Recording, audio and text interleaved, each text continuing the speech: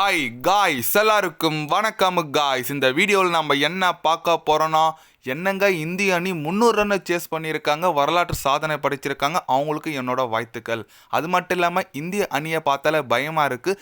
இதே போல் போனால் 2028 வரப்போகிற வேர்ல்டு கப் இந்திய அணி தாங்க வெல்லும் அப்படின்னு சொல்லிட்டு நியூசிலாந்து அணி எதிரான 300 ரன் ரெக்கார்ட் சேஸ் பண்ணியிருக்காங்க இந்திய அணி. அந்த வெற்றி குறித்து முன்னாள் ஆஸ்திரேலிய அணி கேப்டன் சொல்லாங்க, நட்சத்திர வீரர்னு சொல்லலாம். ரிக்கி பாண்டிங் பார்த்தீங்கன்னா அதிரடியாக பத்திரிகையாளர் சந்திப்பில் பேசியிருக்காரு.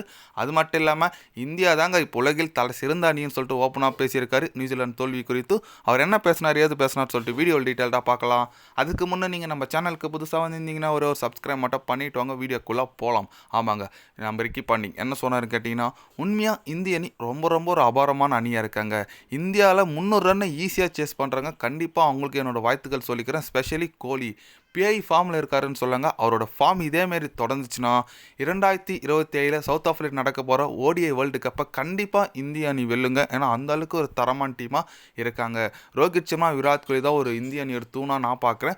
போலிங்கும் சூப்பராக இருக்குங்க இந்திய அணி. இன்னும் பும்ரா, ஹர்திக் பாண்டியா போன்ற நட்சத்திர வீரர்கள் எல்லாமே இந்த அளவுக்கு செமையாக பர்ஃபார்மன்ஸ் கொடுக்குறாங்க. கண்டிப்பாக இந்திய அணிக்கு என்னோட வாழ்த்துக்கள் சொல்லிக்கிறேன்.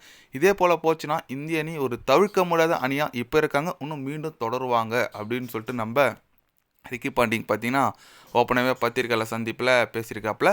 எஸ், கரெக்டுங்க. நேற்று 300 ரன்னை வெறும் 49 ஓவர், அதாவது 6 பால் தான் மீதி வச்சாங்க. சூப்பராக சேஸ் பண்ணிட்டாங்க. அது கொஞ்சம் குரூஷியலாக போச்சுங்க. ஏன்னா விராட் கோலி, ஸ்ரேயஸ் ஐயர் இருந்த ஒரு பார்ட்னர்ஷிப் பார்த்தீங்கன்னா கிட்டத்தட்ட ஒரு 45-46 ஓவர்லேயே முடிச்சிருவாங்க நம்ம நினச்சிருப்போம். ஆனால் கடைசியில் விக்கெட் நல்லா எடுத்து ஜேமிசன் நல்லா போட்டார், கம்பேக் கொடுத்தாங்க நியூசிலாந்து. ஆனால் இந்திய அணி கேஎல் ராகுல் அண்ட் ரஷித் ராணா செம்மையாக முடிச்சுட்டாங்க. மேட்சே சூப்பராக ஆனாங்க. பட் இந்திய அணி சொல்லி அவனுங்க நல்ல ஒரு டீமாக இருக்காங்க. ஏன்னா நியூசிலாந்து பார்த்தீங்கன்னா போலிங் தரப்பில் எல்லாம் நல்லா ட்ரை பண்ணாங்க. முடிஞ்ச அளவுக்கு அவங்களோட எஃபெக்டை போட்டாங்க. பட் வேளாவில் கோலி 100 அடிக்கல. அது ஒரு பெரிய ஒரு எல்லாருக்கும் ஒரு மனவேதனை சொல்லாங்க.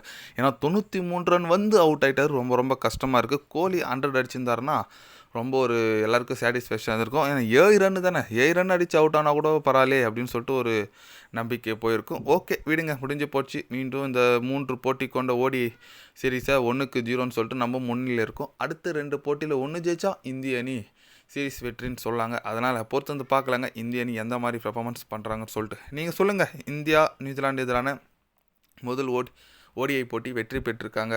அது குறித்து உங்களோட கருத்துக்கள் என்ன? இந்திய அணி இந்த சீரீஸை வெற்றி பெறுமா பெறாதோ உங்களோட கருத்தை என்னன்னு சொல்லிட்டு மறக்காமல் கமெண்டில் கொஞ்சம் சொல்லுங்கள். இது போன்ற ஸ்போர்ட்ஸ் நியூஸை தெரிஞ்சுக்கணுன்னா சேனலை சப்ஸ்கிரைப், லைக் ஒன்று பண்ணிக்கோங்க. கண்டிப்பாக day by day channel update வரும். மறக்காமல் சப்ஸ்கிரைப் மட்டும் கொஞ்சம் பண்ணி வச்சுக்கோங்க. நன்றி, வணக்கம். மறக்காமல் கோலி ஃபேன்ஸ் யாருன்னா இருந்தீங்கன்னா கண்டிப்பாக உங்கள் கமெண்ட் கொஞ்சம் சொல்லிட்டு போங்க. கோலி 93ல் அவுட் ஆகுது குறித்து உங்களோட கருத்து என்னன்னு சொல்லிட்டு. நன்றி, வணக்கம்.